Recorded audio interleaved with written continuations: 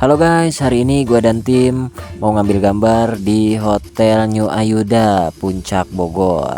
Oke, ini gua langsung saja berangkat bareng-bareng naik mobil ke puncak. OTW, OTW. Tester kamera baru. BTW, ini kita bawa kamera yang baru aja kita beli kemarin di Fokus Nusantara. Kalian udah lihat kan di konten gua sebelumnya? Nah, ini dia Hotel New Ayuda Puncak Bogor. Langsung saja kita coba masuk ke dalam. Tapi sebelum masuk ke dalam, kita foto-foto dulu bagian luarnya ya. Soalnya tempatnya lumayan bagus juga sih. Gak sabar gua jepret-jepret pakai kamera baru.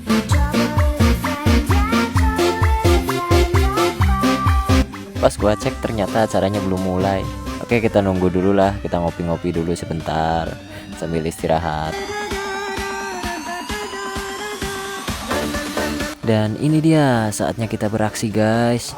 Dan kebetulan tim kita 2 orang, jadi Bang Hendra ngambil video dan gua ngetek foto dong. Kita bagi-bagi tugas kerja bareng-bareng.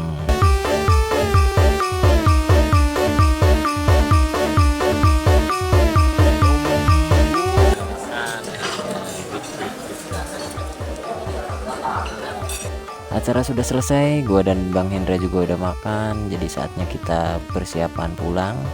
Dan ternyata ini udah malam guys. Terlihat dari wajah-wajah kusam dan lelahnya ini.